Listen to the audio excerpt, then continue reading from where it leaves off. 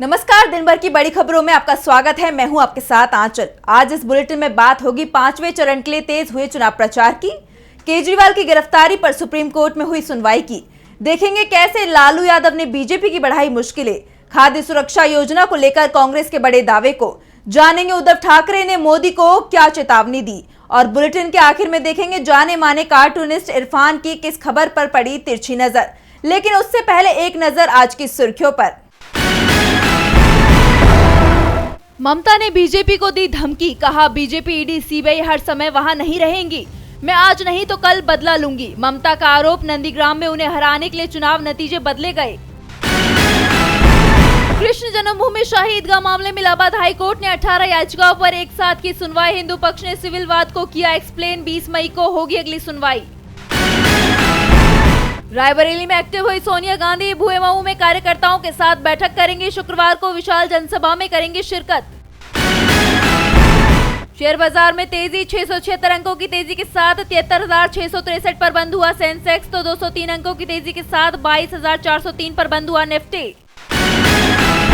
ये तो थी सुर्खियां। अब बात आज की सबसे बड़ी खबर की।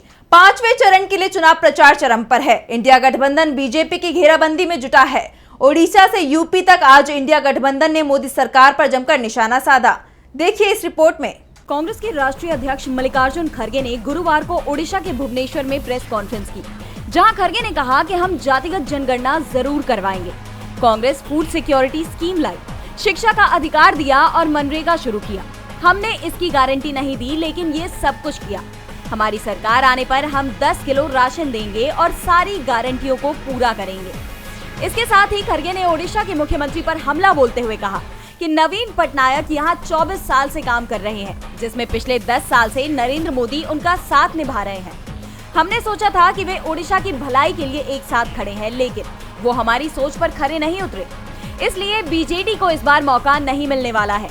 2024 में केंद्र में बीजेपी की सरकार नहीं बनने वाली है। हम बहुमत के साथ इंडिया की सरकार बनाने जा रहे हैं।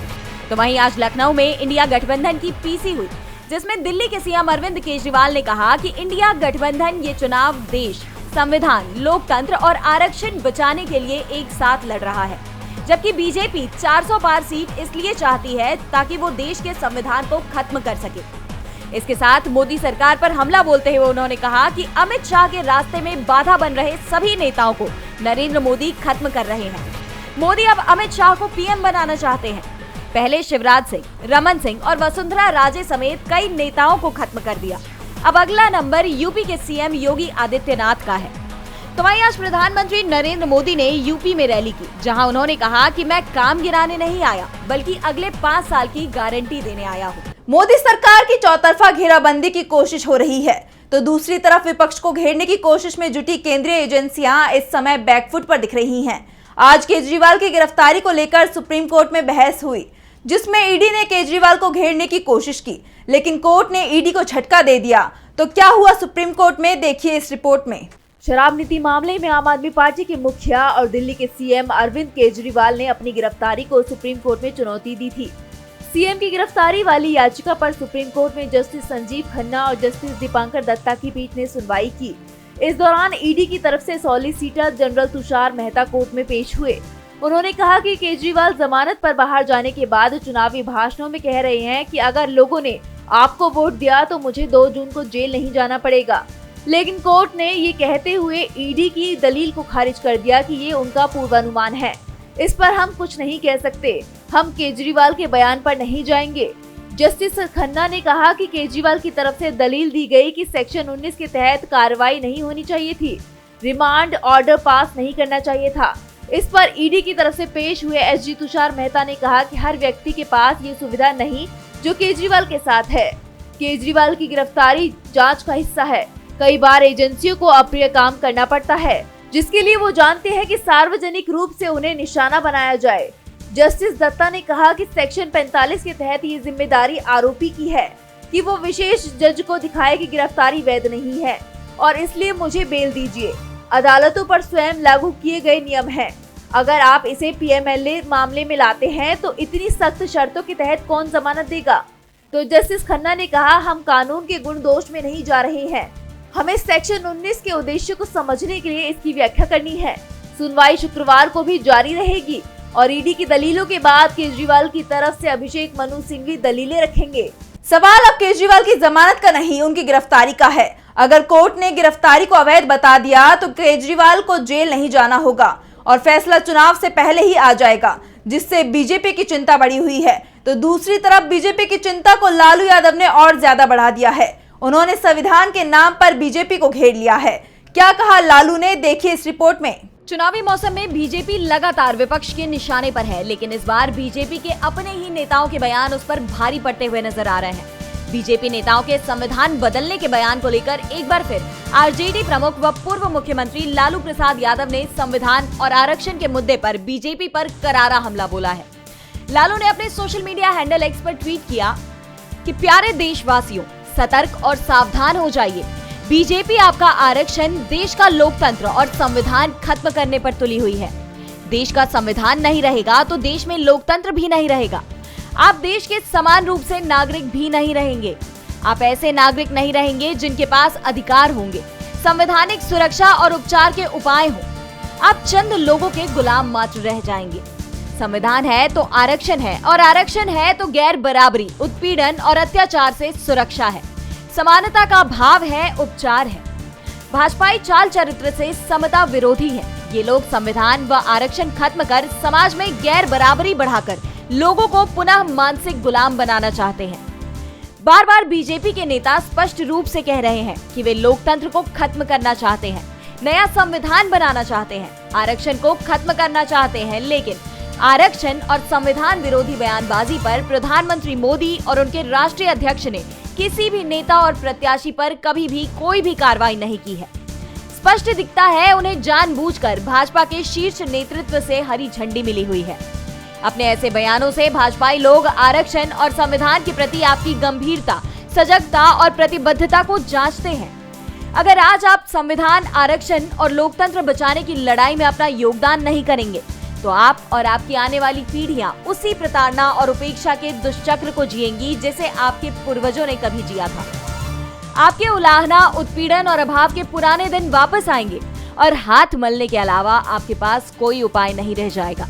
इसलिए लोकतंत्र के इस पर्व में बढ़ चढ़ कर हिस्सा ले और संविधान व आरक्षण विरोधी बीजेपी को कड़ा सबक सिखाएं। विपक्ष संविधान बचाने की बात कर रहा है, बीजेपी को इस मुद्दे पर घेर रहा है, तो मोदी सरकार की प्रधानमंत्री गरीब कल्याण अन्न योजना को लेकर भी कांग्रेस ने उसे घेर लिया है। कांग्रेस ने फ्री राशन योजना मनमोहन सरकार की उपलब्धि बताते हुए मोदी को इसका विरोधी तक बता दिया। तो क्या है पूरा मामला, देखिए इस रिपोर्ट में। देश में खाद्य सुरक्षा बिल कांग्रेस लाई। कांग्रेस की यूपीए सरकार ने 2013 में देश को खाद्य सुरक्षा कानून दिया। पूरे देश ने इस कानून का स्वागत किया। सिर्फ उस समय की गुजरात सरकार ने इसका विरोध किया था और 2013 में गुजरात के सीएम थे नरेंद्र मोदी। कांग्रेस महासचिव जयराम रमेश ने दावा करते हुए कहा कि आज मोदी सरकार जिस फ्री राशन की बात करती है वह कांग्रेस की देन थी और मोदी तो इस योजना के शुरुआत से ही विरोधी थे। देश में जब कोविड महामारी आई तो मोदी सरकार ने अचानक राष्ट्रीय खाद्य सुरक्षा अधिनियम 2013 का नाम बदलकर प्रधानमंत्री गरीब कल्याण अन्न योजना कर दिया और मुफ्त राशन योजना के रूप में इसकी मार्केटिंग की। बीजेपी सरकार इस योजना में 5 किलो राशन दे रही है, लेकिन इंडिया की सरकार बनते ही कर्नाटक में कांग्रेस की अन्न भाग्य योजना की तर्ज पर पूरे देश में गरीबों को हर साल 10 किलो राशन मुफ्त दिया जाएगा। दरअसल इस बार कांग्रेस ने जनता को जो गारंटियां दी हैं उससे बीजेपी बैकफुट पर दिखाई दे रही है। चाहे महिलाओं को हर साल 1 लाख रुपए देने वाली महालक्ष्मी योजना हो या फिर खाद्य सुरक्षा योजना में 10 किलो राशन, और बीजेपी को अब इन योजनाओं का तोड़ नहीं मिल पा रहा है। कांग्रेस ने मोदी सरकार को मुश्किल में डाल दिया है, तो वहीं उद्धव ठाकरे ने भी बीजेपी की मुश्किलें बढ़ा दी हैं। शिवसेना यूबीटी के अध्यक्ष ने दावा किया है कि इस बार चुनाव में बीजेपी की बड़ी हार होना तय है। इसके बाद मोदी की कुर्सी चली जाएगी, साथ ही बीजेपी में भी बड़ी टूट हो जाएगी। तो क्या कहा उद्धव ने, क्या है पूरा मामला, जानने के लिए देखिए ये खास रिपोर्ट। महाराष्ट्र की राजनीति गरमाई हुई है। शिवसेना यूबीटी के अध्यक्ष उद्धव ठाकरे ने नासिक में एक रैली को संबोधित किया। उन्होंने नासिक लोकसभा सीट से शिवसेना यूबीटी उम्मीदवार राजा वाजे के समर्थन में प्रचार किया। इस दौरान उद्धव ठाकरे ने एक बड़ा बयान दिया। उद्धव ठाकरे ने मोदी पर हमला करते हुए कहा कि 4 जून को चुनाव के नतीजे के ऐलान के बाद बीजेपी विभाजित हो जाएगी। एक रैली में प्रधानमंत्री नरेंद्र मोदी ने कहा था कि शिवसेना यूबीटी और एनसीपी शरद चंद्र पवार का जल्द ही कांग्रेस में विलय हो जाएगा, जिस पर पलटवार करते हुए उद्धव ने कहा, मोदी ने कहा था कि एनसीपी और सेना का कांग्रेस में विलय हो जाएगा।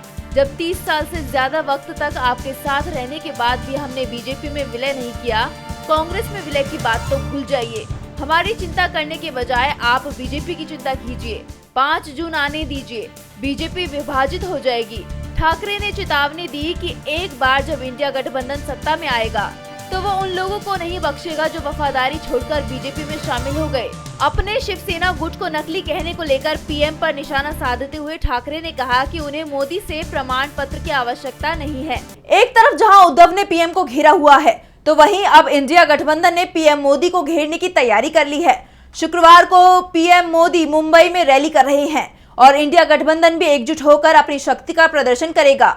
इस रैली में विपक्षी दलों के कई दिग्गज नेता शामिल होंगे। देखिए एक खास रिपोर्ट। एक तरफ पीएम मोदी और कांग्रेस सांसद राहुल गांधी को पब्लिक डिबेट के लिए निमंत्रण दिया जा रहा है, तो दूसरी तरफ पूरा विपक्ष और पीएम मोदी आमने सामने होते हुए नजर आ रहे हैं। शुक्रवार को मुंबई में सियासी सरगर्मियां काफी तेज होने की उम्मीद जताई जा रही है। मुंबई में पीएम मोदी की रैली है तो इंडिया गठबंधन भी एकजुट होकर चुनावी हुंकार भरेगा।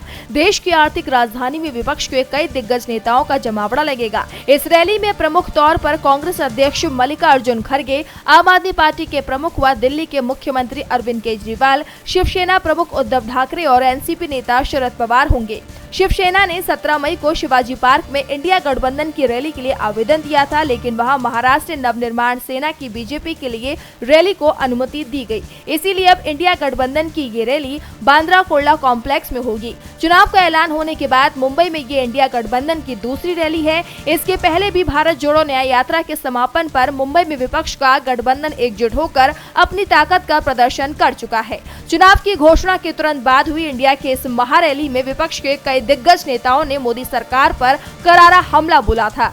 जहां कांग्रेस सांसद राहुल गांधी के बयान से बीजेपी हिल गई थी, तो वहीं आरजेडी नेता तेजस्वी यादव का चाचा नीतीश कुमार के पाला बदलने पर बयान ने जनता का काफी ज्यादा ध्यान बटोरा था और अब एक बार फिर विपक्ष एक साथ बीजेपी पर हमला बोलने को तैयार है। आपको बता दें कि 5वें चरण में यानी 20 मई को मुंबई की सभी सीटों पर चुनाव होना है। ऐसे में ये रैली काफी ज्यादा अहम मानी जा रही है। विपक्ष मोदी सरकार की चौतरफा घेराबंदी कर रही है, तो वहीं कोरोना वैक्सीन के मुद्दे को लेकर भी मोदी सरकार बुरी तरह से घिरती दिख रही है। कोरोना वैक्सीन अब जान के लिए आफत बन गई है। अब तक तो केवल कोविशील्ड पर संशय जताया जा रहा था, लेकिन अब कोवैक्सीन के साइड इफेक्ट्स पर भी बड़ा खुलासा सामने आया है, जिसके बाद पीएम मोदी भी सवालों के घेरे में आ गए हैं। तो क्या है पूरा मामला, देखिए इस रिपोर्ट में। कोरोना वैक्सीन को लेकर विवाद बढ़ता ही जा रहा है। एस्ट्राजेनेका के खुलासे से अब तक कोविशील्ड पर सवाल उठ रहे थे, लेकिन अब इस सूची में कोवैक्सीन का भी नाम शामिल हो गया है। हाल ही में साइंस जर्नल स्प्रिंगर लिंक में पब्लिश हुई एक रिसर्च में कोवैक्सीन के साइड इफेक्ट्स पर बड़ा खुलासा सामने आया है। भारत बायोटेक की बनाई हुई कोवैक्सीन से लोगों में सांस संबंधी इन्फेक्शन, ब्लड क्लॉटिंग और स्किन से जुड़ी बीमारियां पाई गई। बनारस हिंदू यूनिवर्सिटी BHU में ऐसे लोगों पर रिसर्च की गई जिन्होंने कोवैक्सीन के डोज लिए थे और लगभग 1/3 लोगों में ये साइड इफेक्ट्स पाए गए। रिसर्च में पाया गया कि टीनेजर्स, खास तौर पर किशोरियों और किसी भी एलर्जी का सामना कर रहे लोगों को कोवैक्सीन से ज्यादा परेशानी हुई। अब तक एस्ट्राजेनेका के साइड इफेक्ट्स के झटके से लोग उभरे भी नहीं थे कि कोवैक्सीन से भी खतरे की घंटी बज गई, जिसके बाद मोदी सरकार भी बड़े संकट में आ गई है। जनता में पहले से ही सरकार के खिलाफ आक्रोश था और अब ये नाराजगी दोगुनी हो गई है। पीएम मोदी के नाम पर देश की जनता ने वैक्सीन में भरोसा जताया, लेकिन उन्हें इसकी कीमत चुकानी पड़ रही है। विपक्ष पहले से ही मोदी सरकार पर वैक्सीन को लेकर हमलावर था और अब इस खुलासे ने उसे एक और मौका दे दिया है। विपक्ष का आरोप है कि मोदी सरकार ने देश की जनता की जान के साथ खिलवाड़ किया है, बिना पूरे ट्रायल के वैक्सीन को मंजूरी दे दी। पीएम मोदी ने दोनों ही वैक्सीन का खूब प्रचार किया, लेकिन अब जब इस पर सवाल उठ रहे हैं तो उनके पास कोई जवाब नहीं है। वैक्सीन को लेकर अब तक मोदी सरकार की तरफ से कोई सफाई सामने नहीं आई है। विपक्ष ने पीएम की चुप्पी पर भी सवाल उठाए हैं, लेकिन अब कोवैक्सीन पर इस खुलासे के बाद मोदी सरकार की चुप्पी ज्यादा दिन तक नहीं चल पाएगी। ऐसे में देखना ये होगा कि क्या जवाब देती है सरकार। और बुलेटिन के आखिर में देखेंगे जाने माने कार्टूनिस्ट इरफान के किस खबर पर पड़ी तिरछी नजर।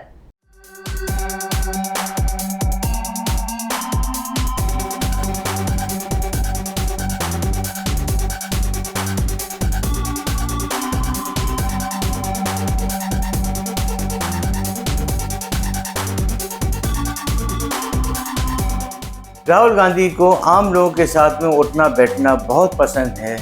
वो बीच बीच में जाकर के लोगों को इस तरह से चौंका देते हैं, उनके साथ में उठते बैठते हैं। कल उन्होंने अचानक ही आम बाज़ार में जाकर के एक हेयर ड्रेसर को चौंका दिया, उसके यहाँ जाकर अपनी शेव बनवा ली। अरे भाई, आप चाहते तो कोई अनुभवी हजामत बनाने वाले के यहाँ जाते, जो पिछले 10 साल से जनता की हजामत बना रहा है।